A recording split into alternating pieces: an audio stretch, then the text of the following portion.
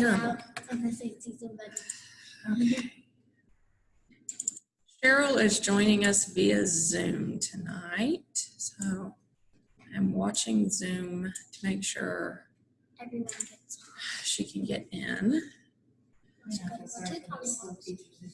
Oh, David. Yes. David Cameron teacher.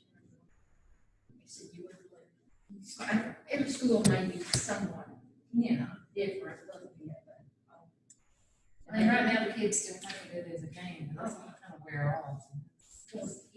And David Cameron our school.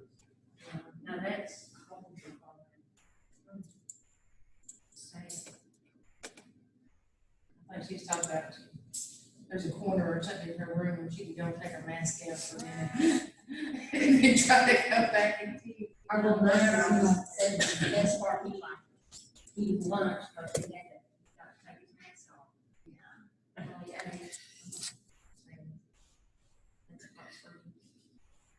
And it might also be because every child likes lunch. Why not? Yeah, but he just like his mask out. And snacks and that. Yeah. Yeah, the kids know I get very hangry. Like I am very based around when it's time to eat, unfortunately. So it's like, like we're traveling and it's like, you better pull over now. It's like, I'm done.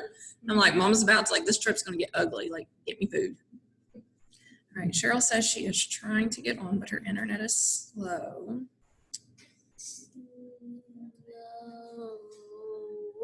What it actually says. I figured out today you have to download Zoom and then you get on. See, And you send it when you start, See, and I didn't know if you could do, because there are some platforms, like there's one called GoToWebinar, and you can watch it in a web browser, and you can join a web conference just through the browser. Now, of course, it works better if you have the program downloaded either on your phone or on the computer, but I didn't really know how Zoom functioned that way. I can barely work on phone. I've got a flip phone. The only time I miss with the I miss my flip phone. I really miss the phone. You just put it in your pocket, not have to worry about it. That's it. I gotta tell you, those old Nokias, no phone beat that I Nokia. had one of those. Those, and I love, there's a meme and it talks about uselessness, and it talks about, if you ever feel useless, just think somebody once upon a time invented a protective case for that Nokia phone. And it's like, of course, like, why did you need a protective case for that phone? I bring it on the triggers. And you can just throw that little there once, and it's fine. I threw that cow. Anyway, it was just fine. Didn't hurt it a bit. Well, I worked in a greenhouse, so I've got dirt everywhere. I mean, everywhere, in my pockets and everything, and had that flip phone, it never got dirty. And bring the others that get grit to get all the things. And he carried that horse on the temperature fluctuation in the cold, and he didn't bother it. But we had to bring it to the touchscreen or whatever. Maybe my screen. Oh. Exactly. He goes up there really cold. Yeah. When you do that on Zoom, do you send us an email or something so that we can, I have got to that's what figure it out. okay. Well, that's what a guy did me this morning, and I was trying to get on it, and I didn't have it downloaded. I had to get the grandkids. Mm. I had to get the grandkids. Well, I'm just, Taylor does everything. I remember you're all talking about There. downloading something and. Cheryl is waiting, admit. We Woo. told Gerald how to. He's gonna send it, how to send the. Okay. See him on Gerald's. All right. phone. Yay, Cheryl Okay. Well, my phone is set for the car. and my All right. phone's Can you hear us okay? All right. We had, okay. I have it set up to where, hang on. This was an issue. Yes. Okay. Are you hearing anything now? Okay. Okay. All right. You always gotta do the test. Apparently it's weird because if I don't do the test, it won't start. But okay. Oh, she's muted. She's muted. Yes, she's muted. So, okay, I think we're all here and we're all ready. So let's open with a word of prayer, shall we? Dear Heavenly Father, thank you so much for allowing us this beautiful day so that we may see the change in the seasons that you have created and know that you are so powerful. I want to thank you so much for all these ladies who are here with us tonight and their eager hearts to dig into your word and to learn more about you and learn how to live lives that will be righteous so that one day we may all worship you in heaven, Father. Be with us as we go throughout this study. I pray that our thoughts and our words will be acceptable and pleasing to you. May our study be productive, and may we take this word that we are learning and take it out to the rest of the world and share others about how majestic you are and just how awesome you are, and help us to bring others to you, Father. We pray right now that you be with everyone who is sick and who is unable to join us tonight. I pray that you will bring them to us as soon as they are capable. I pray that you be with all those who are recovering from surgeries, who are dealing with illnesses. Be with those who are providing the care so that the best decisions may be made. And as we go throughout this study, let us be mindful of the fellowship we have with each other and always look forward to these times together. It's in your Son's most holy and righteous name that we pray. Amen. Okay, so we are going to start with question 4 on month 1. Now this one required quite a bit of reading and some digging in. Lyra and I kind of had some disagreements as to what qualified and what didn't. So let's just look at this question.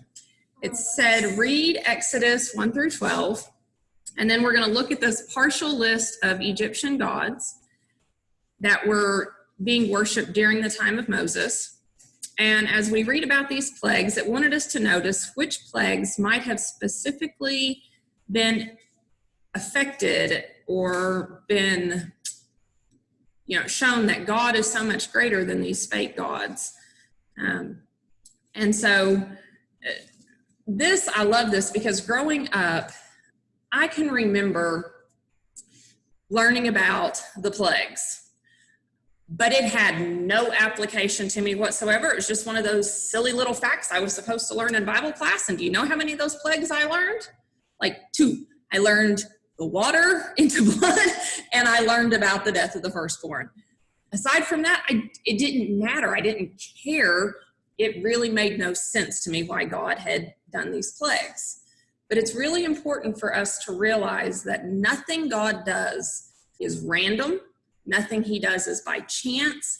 God is so amazing, and we can't even comprehend his greatness.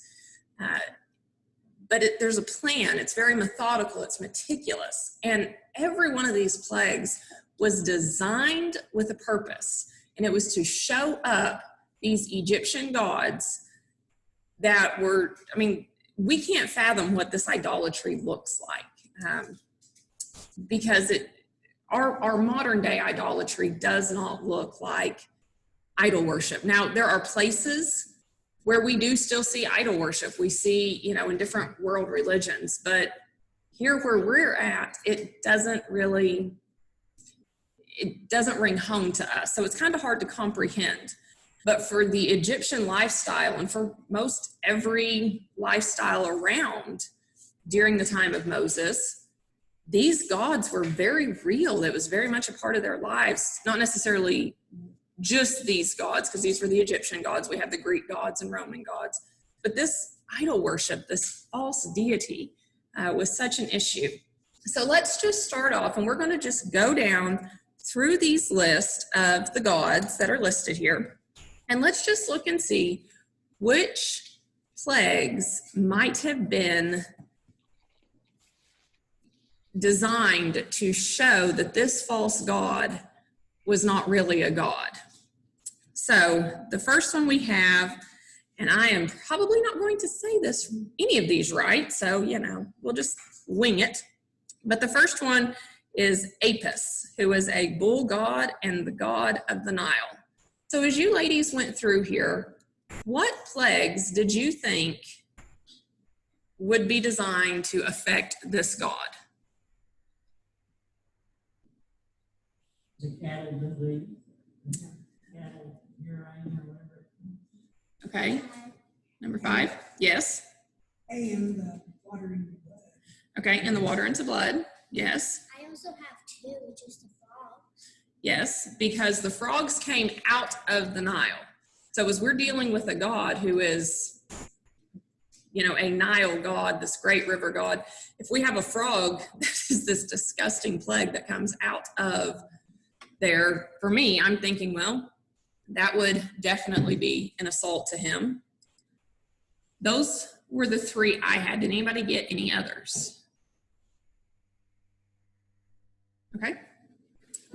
Oh, yes. In my reading, Mhm. I went online. Yes. Stuff, and I found somewhere, I don't really remember where I found it. There's a goddess, like you said, Mhm. pronunciation.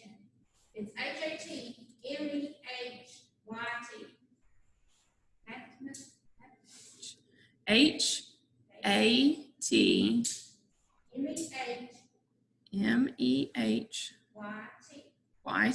Okay.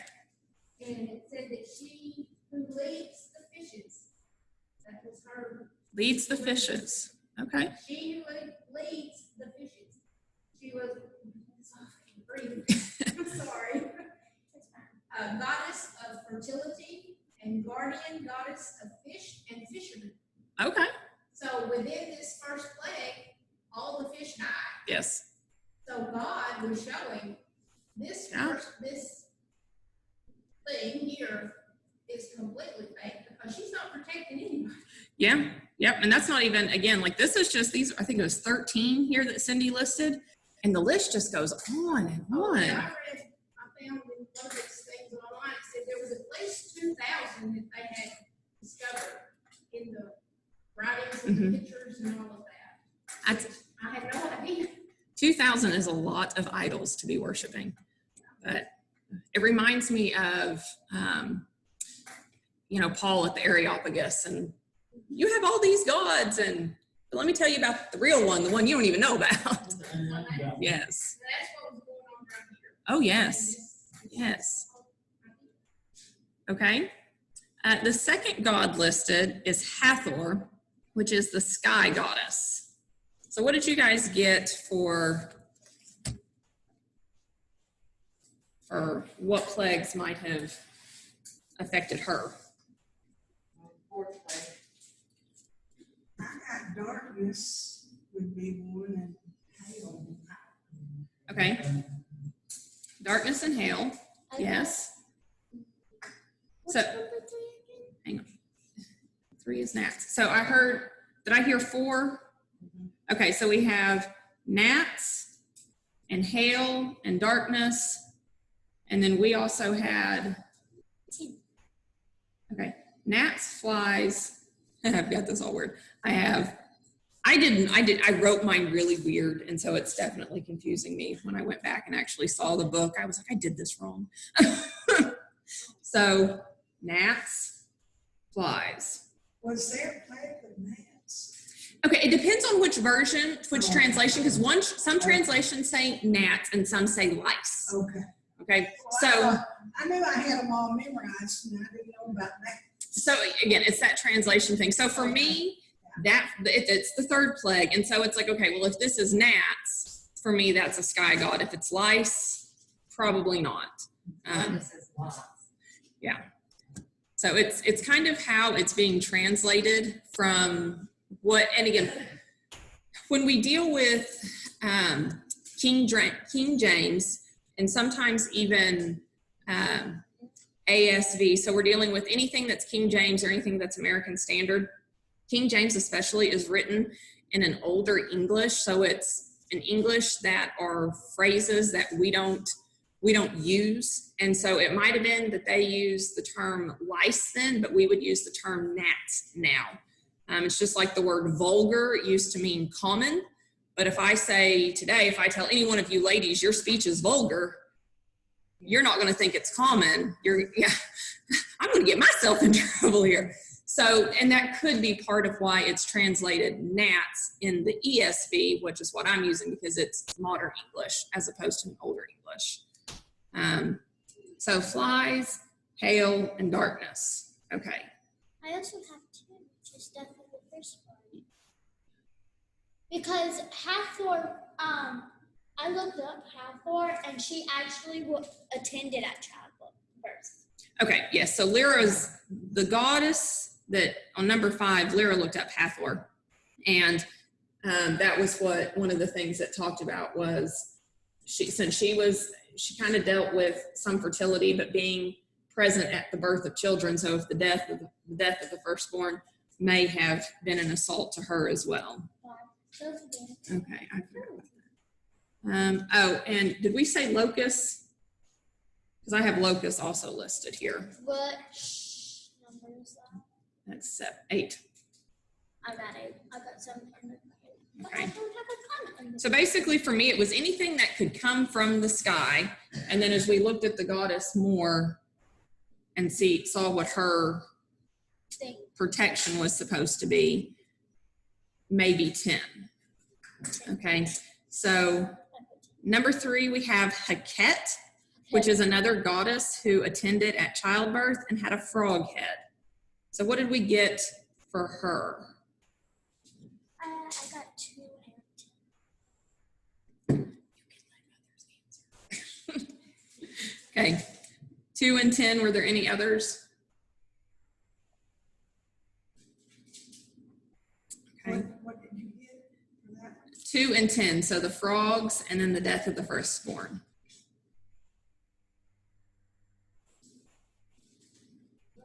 And I was thinking about this one about plague Mhm. 2 with the frogs. Mhm. This goddess was supposed to be what, guardian of the birth and the guardian of the newborn child. Can you imagine? It was your day to give birth, and your house is filled with frogs. What kind of faith would you? You would lose everything. Yeah. Because that's a traumatic event anyway. Oh, yes. Plus the rain. Yeah. And so We got I just- 5. I just can't imagine that. Yes. You know, if you had that idea that this frog-headed goddess Yes. is going to protect you, Yes. and your house is full of it. I mean, it's funny to think. It's yeah. It's probably wrong. Well, and a couple of these, like the first 2 plagues, it was really great because the Egyptian magicians were able to reproduce these. And I'm always amused going, all the water is blood. So what water did they have that, they didn't turn in, I wondered about how they did that, I know it's, but it never give us any. no. And the frogs, I love it. It's like, there's frogs everywhere. Well, look at our frogs. And I'm like, you mean the ones that were already sent to you? So yes, when you consider just how life revolved around these, and I'm going to give birth. This goddess is going to protect me. And oh, look, I have 1,000,000 of them in my house. How lovely. Yes. All right. Horus, the sun god. What plagues affected him? The darkness. That's what I got. The darkness. Okay. Any others? Right. Okay. Yep, Ray was definitely affected in the darkness. As I looked at Horus, I considered the plague of hail maybe affecting him as well, because when we think of thunderstorms, and as you read about the plague of hail and all of just the thunder and the lightning and just everything that revolves around a hailstorm, I think of how dark the sky gets. So for me, I also thought the sun god would be affected by the plague of hail. But again, that's a personal thing. Not all of these answers have to be agreed upon. This is, Well, there wouldn't be any sun if it was hailing, and there Yeah. would be nothing the sun god could do about it. this is true. Yes. So that would fit. Well, I've seen it sunshine. You know, Well, that's true too. I mean, right here, Yeah. I've seen that, so. Yeah. well, and you know, depending on how, like, you know, you might see like this big, huge thunderstorm over here, and then right over here, it's just perfectly Right, but clear. Where it's hailing, there's no sun, you know. It may be, that's right. Well, and you know, again, this is just from the storms I've seen. So, I mean, there's plenty of examples where, you know, weather does some pretty interesting things. And I guess it depends on how dark the clouds are, because and I guess it depends on how miraculous is this plague, because hail is precipitation. Precipitation comes from clouds. Does God put a huge cloud over Egypt as this hail is coming? Again, we can see that there's this description of this fire coming down from the sky that might sound like lightning, or, you know, something to that effect. But is it fire coming down from the sky? Is it lightning from clouds? Did God have a perfectly clear day and send hail down? Because yes, because if he is really showing his power, I mean, he can do that. He can do whatever he wants. I mean, oh, it's just a storm, you know. like Yes. sunshine. It's Yes. not just a- Very true. There was more to it because it said, all who are out in it Hmm. shall die. Yes. Yes. Well, who are out in the big hail. Maybe this big? Yes. They probably do. Yes. When I read that, that is terrifying to me, to think of how large hail would be, that it would just kill. Might be the Everything. size of a basketball. Big hail. I heard my dad Yes. caught outside one time and it was pretty hard. It does. Well, I kind of thought the locusts, because if you've ever watched anything where locusts moved in on the land, Oh, it's just like a big old black Cloud. cloud moving in, Yeah. covering. Okay. Yep. So I can see where locusts could definitely. Okay. I don't know where I put it. No, I have one.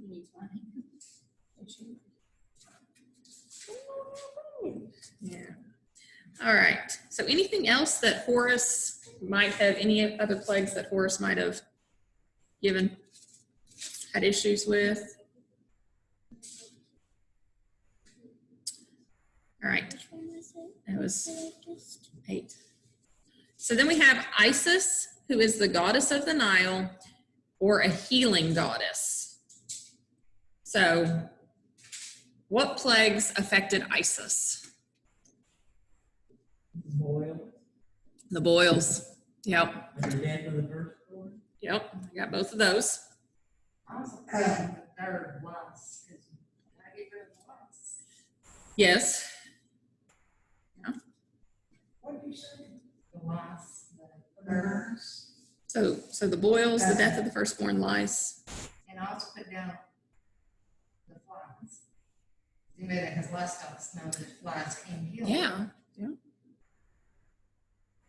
They can kill cows, can kill us. I got water in the blood because of the Nile. Yes. I went ahead and included the frogs too, because since the frogs came out of the Nile. Just the healing goddess of the people or of everything? I think I said everything. Cindy didn't give. Which one is the livestock one? The death of the livestock. What number is that? I wondered about that, like the livestock and stuff. Yeah. It's like, I'm pretty certain that I'm not sure. Let me what number. look. Stop asking me. You're right. I got the livestock and I got the boy. Right. And then you're right. Roman numerals. And you've learned Roman numerals. No, I have not. So count. Okay. 1, 2, 3, 4, 5, 6, 7, 8, 9, 10. Count. Okay. So it was the god Isis. So what did she heal? Let's see here.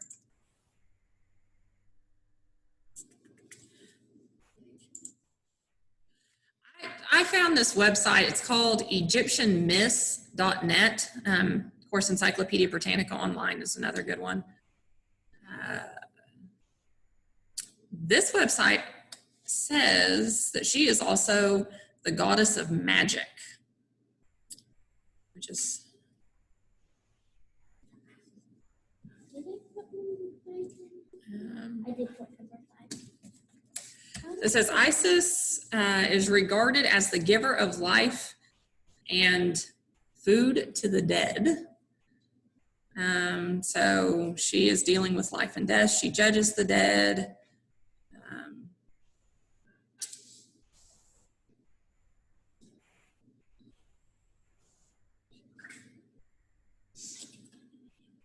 So this one doesn't say who or what she healed.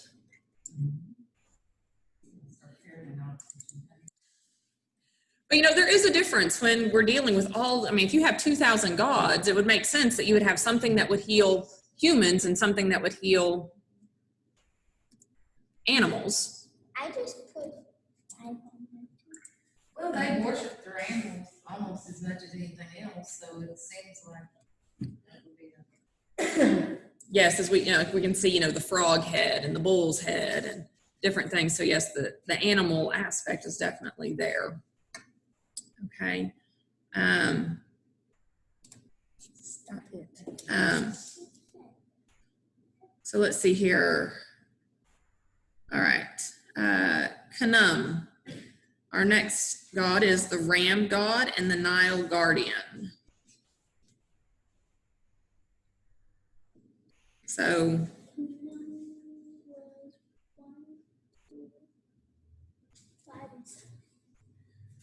if he's the Nile guardian, I have, of course, anything that affects the Nile. So the blood and frogs.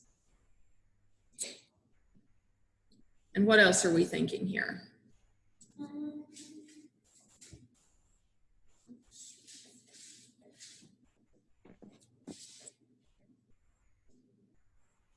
Cattle disease, I guess, would affect them. Okay. Definitely thought that. Do I have here? That is not right.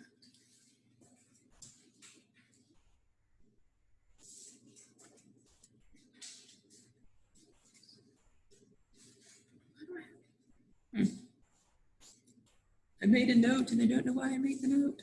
I was trying to transfer my stuff. So I wrote down all of the plagues and then the gods and goddesses that were affected. And so then I had to move them over into like all the gods and goddesses and put the plagues beside them. So as I was trying to move stuff over, I made typographical errors. Okay. Didn't the animals get the wolves too? Yes. Which one is that? 6. No, it's 6. I did not. So maybe I was trying to put down 6 and I put down 7 because 7 was not making any sense there. 7 didn't make sense. So, yeah. So 5 for the livestock and 6 for the boils. I put 7 too. Okay. Any other things for Khnum? Water and blood. Which is Yep. Number 1. Mhm. Okay.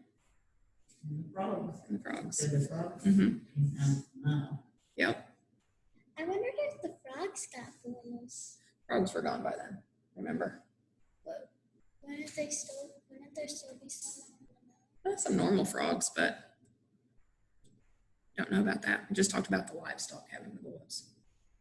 All right. Men, a reproduction god. That is not what I thought you were saying. So what is going to be, which plagues are going to affect men? The only one I could come up with would be that first one, but in a sense, maybe. I got 5.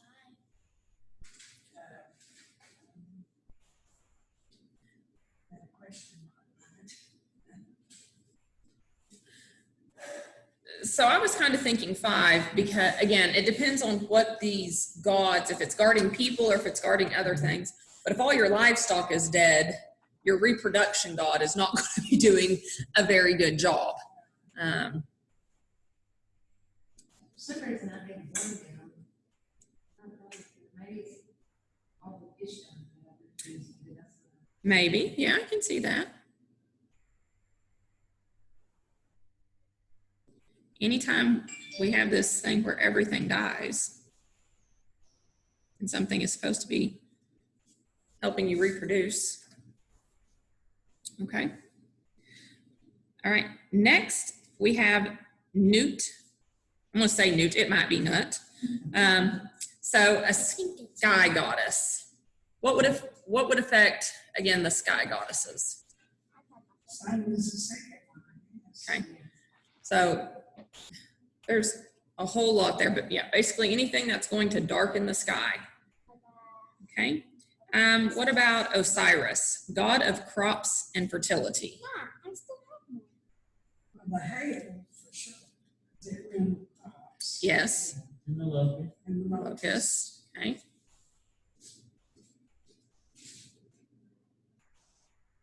I have 10. Death of the firstborn. For fertility, yes, for Osiris. Okay. Let's see here. I got the ninth too, just without saying you can't really. Oh, I didn't think about that. Well, you can say the water and blood too, because you got water. Yeah, that's true. Yeah, yeah.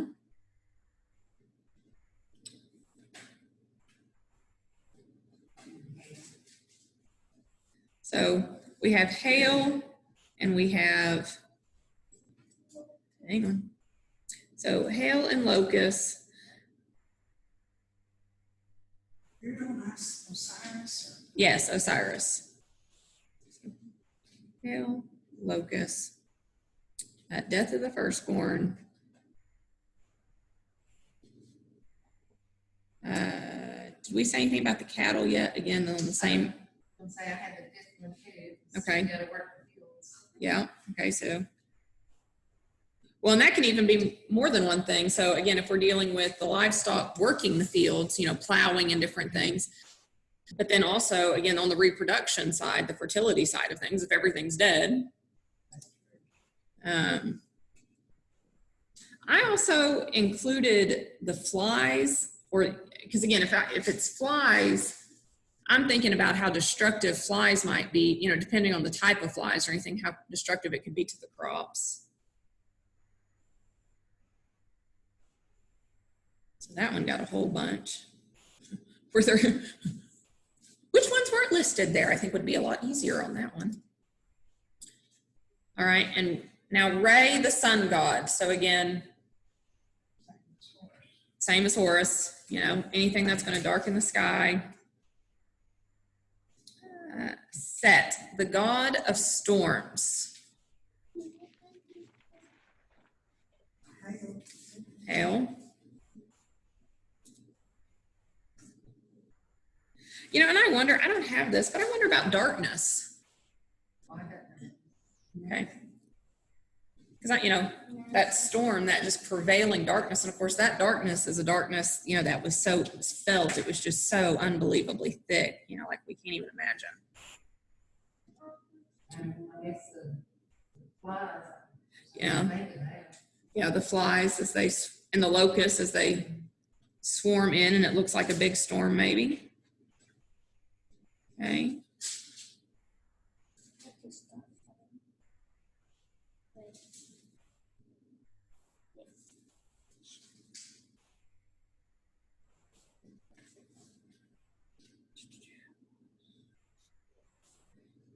All right, next is Sekhmet. So the goddess over diseases.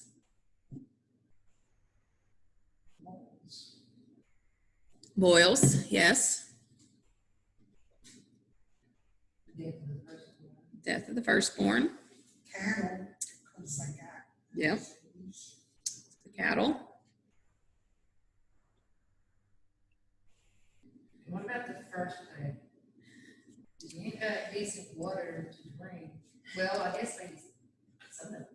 Well, they said they had to dig beside the Nile. is how they got their water. So they couldn't just drink it from the Nile. They were actually really having to dig to get it. But I'm wondering about the Nile myself here, because even if you're digging enough for drinking water, even if you just have, even anybody who has a regular illness during the time of that first plague without water to wash the wound and different things, I mean, that would really, I forgot what kind of well they call it. You still have to purify, it's still the, still. yeah. Maybe, yeah. Okay. All right. Sunu, the goddess over pestilence. Cattle.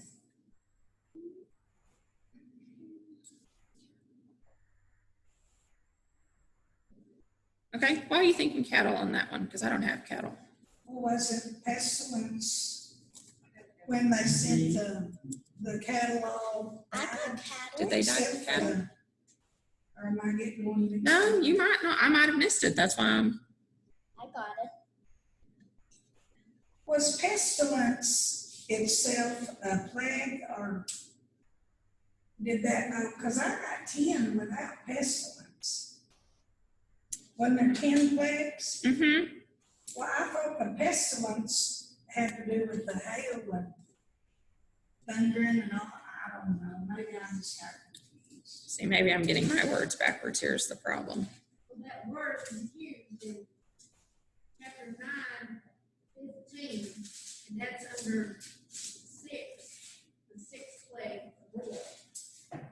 The bulls, Is that what? Yeah. Verse 15 is referring to? no, No, it's that's hail, not. it's referring to the hail. Okay. So I thought the pestilence, the actual plague was hail, wasn't it? The pestilence was just the result of it or something. I don't know. I may be wrong. Okay, so I think that would have been. So I apparently had the wrong word in my mind. Webster's, the Merriam-Webster dictionary says pestilence is defined as a contagious or infectious epidemic that is virulent and devastating. So think bubonic plague. So you said it was in 9:15 is where the word is used? It's listed with the seventh plague. Okay. Like the fifth plague is the disease, the rain of cattle, and the sixth is bulls, and the seventh is hail and pestilence. According to this Bible, the way it's set up. And then the eighth plague is locusts. So it goes with hail some way. I don't know. I couldn't figure that out, that's why I thought it was just the oil. It's with the hail, according to, look at verse, Okay. Go ahead, Sharon. I can't find it, you go ahead. Okay, it's verse 18. Verse 18. Okay.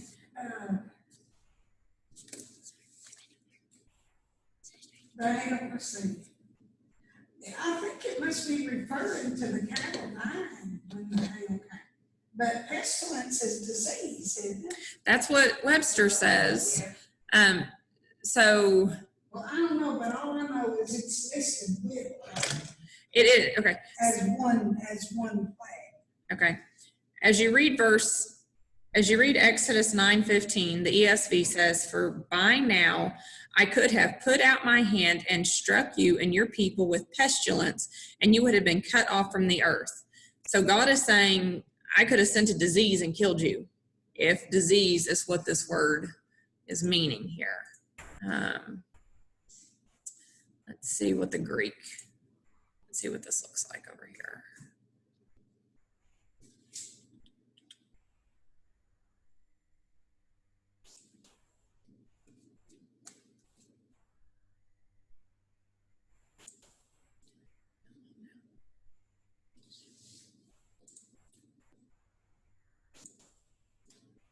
This is what happens if you don't know what the word means. You don't get the right answer. Okay. All right. Yeah, because I just did not even, I didn't realize. This says the concepts in the Bible is that famine will come, disease, fear will come, not action from heaven. The end of the world, weather, hurricanes, and floods and natural disasters. So that would go with that. Okay. I didn't know it meant that. So when you look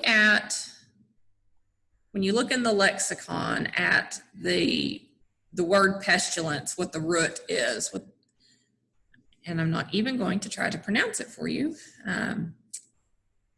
but the definitions, there are two of them. There's pestilence and plague, and then another way that this word is used is murrain, cattle disease, and cattle plague. So this could have either been a plague on people, a disease on people, or a disease on the cattle. I had something that said pestilence, like it was carried like by flies or mosquitoes, or so that might be where it's on the cattle. Well, I mean, I guess that could affect people too.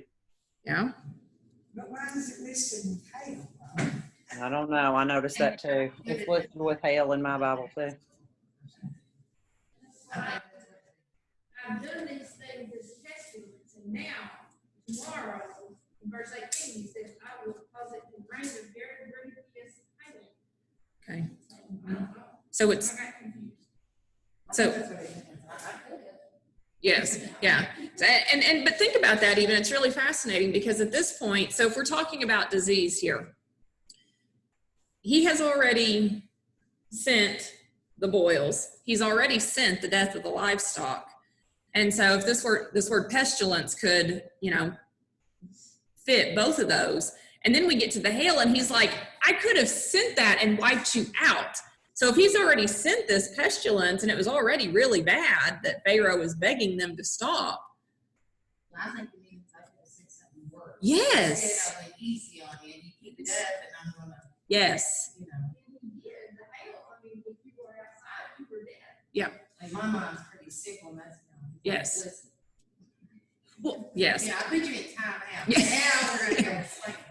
Well, it's even more interesting because as we deal with the hail, he even warned them. He allowed them the opportunity not to be out in it. So, yeah. So kind of side note there, tangent. But okay, so yes. Okay, so pestilence. So we're going to look, this goddess, the Sunu, the goddess of pestilence, if it's carried by flies, then we could definitely say the plague of the flies. Maybe even lice or gnats even, because if it's, you can get all kinds of any insect that's going to bite you, okay? We have livestock and we have boils. Anything else? I also put down the water too, because I was thinking dirty water. Okay. Getting sick over dirty water. You thinking of Typhoid Mary over there? Okay, so definitely. All right, so the Nile into blood. Okay. But that really wouldn't be a disease. That would be. And that's one of the things, because as we talk about, these gods that deal with healing and stuff like that, since like the angel comes through and kills the firstborn, the thing is would they have differentiated the difference in, and how would they have seen the difference in just dead versus dying from a disease process? It's, since we don't really know how they would have viewed it, and we don't know, we know that the firstborn died. What did they look like when they found them dead? I think maybe when they died, they just, that's it. Yeah. There was no prolonging, no Yes. symptoms of. Yeah. All in one night. Yes, yes, Many, all in one night. yes. Okay. All right. The last one here. Watch it. Watch it. There we go. I don't know, I'm just joking. I think I just might. We watch it, yeah. Okay, so possibly represented by the common fly. So what plagues do we have here? Flies? Maybe the gnats too. Okay, nice, lights, yeah. So some bug. I got the 8. Locusts?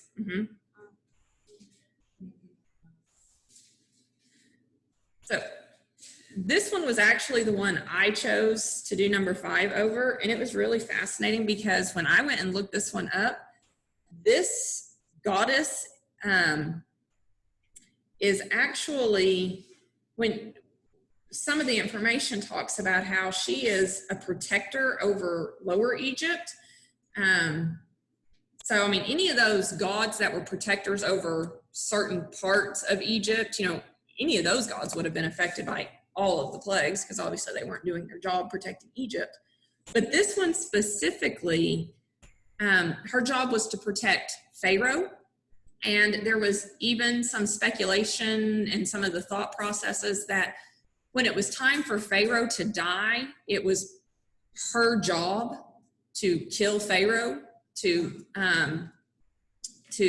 bring him over into the dead.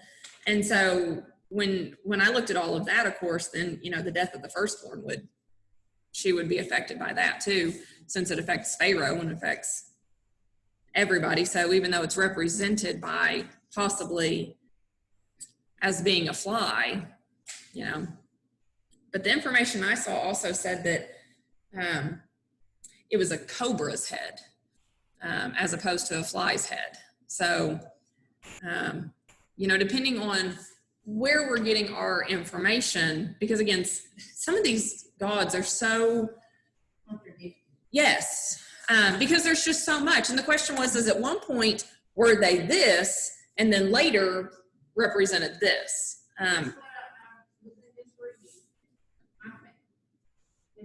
Over, you know, hundreds of years, they changed that one in certain areas, which changed into another god or goddess. And they give it another name, even though it's the same. Same. You know. Yeah, so it can get really difficult to know exactly what these gods were, what they were supposed to represent, what they were supposed to protect. But the bottom line becomes is, as we look at these, I don't think we have a single one of these 13 that was only affected even by one plague, because of the all-encompassing nature of God and how he designed these plagues. Like, this was a full-on assault of every one of their false gods. And he was, you know, for the Egyptians, they needed to be, like, get out of here, go away. They needed to want to run out. The Israelites needed to understand, like, they've been living in this Egyptian world. They needed to see, just as much as the Egyptians, that God had power over all of these false gods, so that when he brings them out into their own land, they weren't going to they should not want to turn back to all these false gods that Jehovah has just destroyed, essentially. So I know that one was a lot of work as you read through, and we had to figure out who went with what, but it's so important for us to understand God really had a purpose in all of these plagues, for the Egyptians and for the Israelites, and even for us, to just see how powerful God was.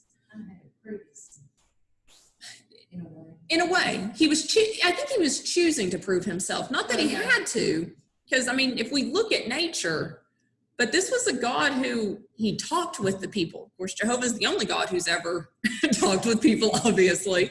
But all throughout, yes, we can see where he does things that are proving himself. You know, Romans 1 talks about that. You know, you can just look at nature and all of the amazing things out there. And for somebody to say, well, oh, that just happened for no reason. These people have lived for generations, and that's all they were taught, so they didn't, you know, that's not how they lived. Yes, yes. They're like, this God did Yep. this, you know. So he had to kind of, I think, go in and say, you know, It's me. I rule on this. Yes. And they had to actually physically see it Hmm. so that they. Well, and we kind of talked about that last night at the end of Bill's lesson. We are physical beings. We have to see, we have to taste, we have to touch, we have to hear, we have to smell. Like that's the world God created us to live in. And so for him, when he proves himself to us, he does it in ways that we can understand. And that's what he did with these plagues. They could see everything he was doing. They could smell, you know, the stink of death. They could smell that blood. And even as a nurse, I don't care how many times I have smelled blood. Blood has a very distinct smell. And it's like, seriously, you know. Yes, yes. So, you know, imagine like, we live right next to several rivers here.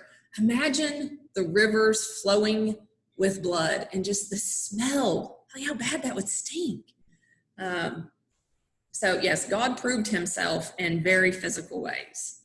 All right, so number 5, Lyra and I kind of briefly talked about the 2 we did. Did anybody do any other gods, find out some really interesting information they wanted to share? Osiris. Mhm.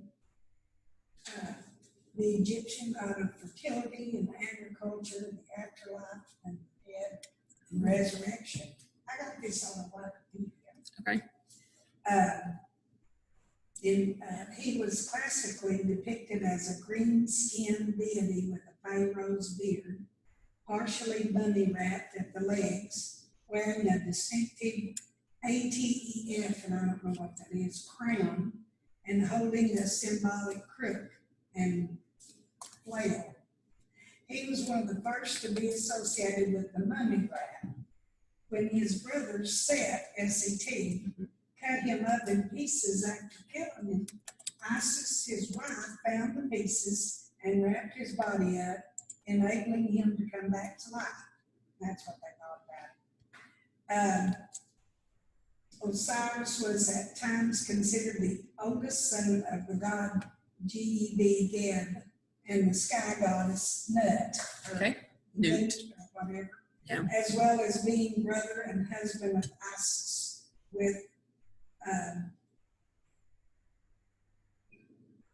can't read my word, being considered his posthumously begotten son, HOWS. Okay. He was through syncretism with La, a god of the moon. Yeah. Well, it's really fascinating to think how they view it all. Yes, but how can people come up with stuff like that? It As is. a god, you know, it's just somebody making it up and people just fell for it, I guess. Still happens today. There's nothing new under the sun. They were looking for explanations Yes. for everything. Yes. So I guess that's how some of it came, they come up with some of it. Yeah, I guess. Some of it sounds so ridiculous. It does. Well, and it's really fascinating because I didn't even look so much at the history of how my lovely common fly goddess was created. But as you read that, you know, I think about last school year with the kids with Garrett, we learned about how the Norse gods, the Viking gods came about. And it is like the mythology behind how gods and goddesses are created. It's like, what? I don't Imagination.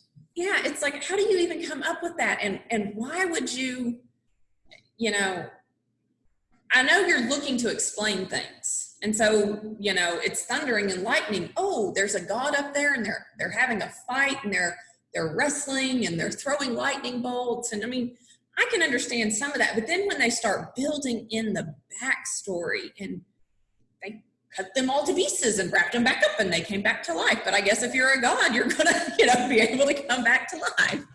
So, any others? I found a sentence from an old class book that I found. And it says, God commanded Moses to lead the Israelites to freedom, but only after a series of miracles that would allow no Israelite to think that they were responsible for their own escape. Yes. So not only was God proving to the Egyptians, Mm-hmm. he had to prove it to Yes. the nation of Israel and Hebrews. Yes. You know, I have read this, I know, before, but I never really thought about it. I didn't really understand it till I went through this number Yeah. 4. So one of the questions, Cheryl and I talked about this, several months ago, back before our current plague here, about how long did the plagues last? And of course, as we are reading through here, it seems, it's like, well, it was this, and then it was this, and then it was this, and, it just almost seems back to back to back. 7 days. That seems to be the magic. Well, so we have some plagues that tells us exactly how long they lasted. I think it was the Nile that lasted 7 days. That was 3. For some reason, everything kind of goes to the number 7. Well, yeah, that numerology there, having significance, that completeness.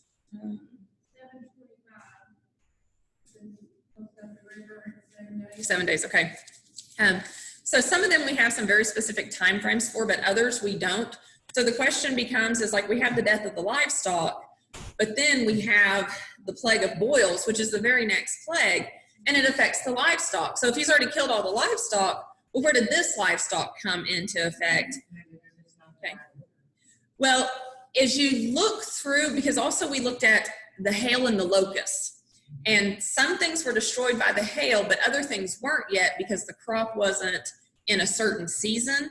And so then we have the locusts that then come in once it reaches that point in its season, and then the locusts devour. I mean, imagine you have the hail and you've wiped out, most of your crops are wiped out, but you have these other crops that are up and coming. And if you're a farmer, you're thinking, at least I have this crop. I might have lost this crop, but at least I have this. And I'm thinking God probably let that crop get pretty far along to, again, show his power. And as this crop is coming along and it's getting almost time to harvest this, I'm going, oh, well, that's when I would send in the locusts, again, to, as they say, cut them off at the knees, that just take them out. So when you look at some chronological material, there is some information that talks about these plagues lasting from approximately, and again, we time it based on when we know the last plague was, which was based on the Passover, which would have happened in April, and they count back, and it would have started in about August, and then would have slowly ticked forward into April. On the locust, he gave a 15, where they covered the face of the whole earth so that the land was darkened, and they made every herb of the land and all the fruit of the trees which they held and left. Yes. So yeah. So that kind of says is whatever it missed, it not that it reproduced. Not that it was reproducing, but that it was in its growing phase. So we think about, if I'm thinking about a tree producing, It also says the feelings. yes. So as you're thinking about it, there's a point in time where it's more vulnerable. Like my sister-in-law back in Oklahoma, my grandpa had like 10 peach trees across the property. And 15 miles away, my sister-in-law had a peach tree. Well, we had a storm that came through, but 15 miles away, it knocked all the blossoms off her peach tree. So she got no peaches. 15 miles on our side, we didn't have that wind. The blossom stayed, and all of our peach trees produced peaches. So it was where things are at in the timing. And also with the peach trees, because my grandpa planted just about as many variety of peaches as he did trees, the peaches are coming in different times of the season. So this type of peach is coming in early, this type of peach is a middle, this type of peach is late. So even with crops, it talks about, what were the crops? We have the wheat, and then barley, okay? So, you know, these are different ones that are going to come in just at different times. Now, even 6 months isn't a lot of time, but just think about having to deal with all of these plagues for 6 months, like just this constant ongoing. It's kind of like 2020, just about the time we think it's like, well, what's next? And then here it is again. Only this is on such a much larger scale. You know, you can't, 2020, you know, you can at least give, you know, if you wanted to, you could give birth in your home and not have to worry about going to the hospital. It's all fine and grand. They can't even have birth at home because they have frogs all in their houses and lice everywhere. And, you know, it's also possible for the fact that after all of their livestock was destroyed in the fifth plague, they could have gone and bought livestock off of traders. Because think about that, if you're in the cattle industry, you're like, oh, look, they don't have any livestock. Let me go sell some livestock down here. And so there would have been other people who, I mean, because obviously when we get over into Joshua and they start taking over the land, mind you, they've already wandered in the woods for for 40 years. But yet even over in Joshua, 40 years later, we know who you people are. You are the people, your God.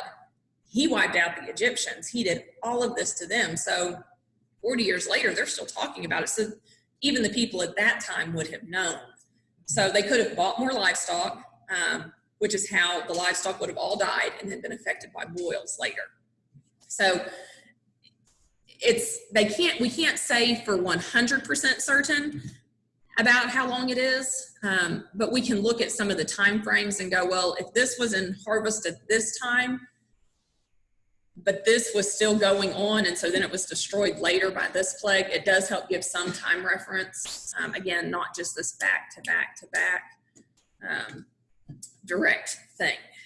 All right, any other thoughts on 4 or 5 before we wrap it up or move on or whatever we're going to do? All of this, I knew I had read something in the New Testament that reminded me of these events. In Romans 1:25, where it says,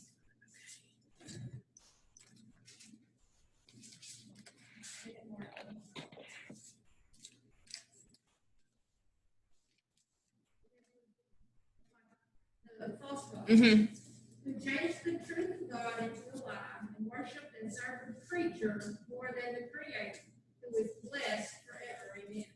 So that's what they were doing. And taking all of this creation and falsely making them into gods. Yes. Yes. And of course, the Egyptians weren't the only ones. And it's, you know, when we look at the history of man, and we start back in Genesis 1, and we have God communing with Adam and Eve. We have direct instructions on how to do sacrifices and who God is, and we're passing information down. We can see it doesn't take long before everything gets twisted and distorted. But then we can also see we have Abraham, who is worshiping Jehovah God. And as he is on his sojourn, he comes across Melchizedek, who is also a priest, a high priest of the Lord Most High. So we have a world full of corruption who is worshiping the creature rather than the creator. But then we still have all these other people, these pockets of people who really know who Jehovah is and what he's doing for us. Cheryl, were you going to say anything? No. Okay. I was. All right. Okay. So let's see here. All right. Do you guys want to go over any more, or do we want to call it a night for now? I'll leave it up to you guys. I've got my coffee. I'm good. I say it's getting pretty late, and I know Cheryl's got to get up and go teach in the morning. And okay. All right. Well, we will stop here, and Tuesday, gotta get my day straight. Tuesday at 7 p.m., we will meet upstairs for the video podcast. For the video podcast, what she will do, sometimes, like, she will give some extra information at times, but during this video podcast, she will go through and answer every one of these questions that for each month. So on Tuesday, she will be going over all of the questions. So if you have your answers already, you can check and see if what you have is kind of what she was going for. I will tell you, if you don't have your answers done, please go ahead and come. But it's really hard to write the answers as she goes. So it's good to hear what she has to say. And you can, some of you might actually, know shorthand. I don't. So if you can write really fast, or shorthand or something, then you can get the answers as you go. If there is a link, so you can always watch the video at home instead of coming up here for the podcast. It's just however people choose to do it. I know you don't have very good internet at home, so it would be very difficult for Susan to try to deal with this at home. She do that on the group on Facebook. She does it in two places. She does it on the Facebook group. She goes live there, but then she also goes to the West Huntsville's live stream. It's like live stream is the name of it, service. And if you are through that way, that is where, like, if people are answering questions or asking questions, that is the feed they are watching. They don't watch the Facebook feed as much, but they do watch the other feed for questions and answers and different thoughts. So it is an engaging, like, you can engage with them during the podcast as well. And she has somebody there with her who sits down and who is going through the answers and such, but their job is to watch for comments and questions and things like that. So there's a couple of different ways. So, all right, well, I will let us head out. No, it's okay. Okay. All right, now to figure out how to end this. All right, Cheryl, we'll see you later. Okay, bye-bye. Bye. Bye.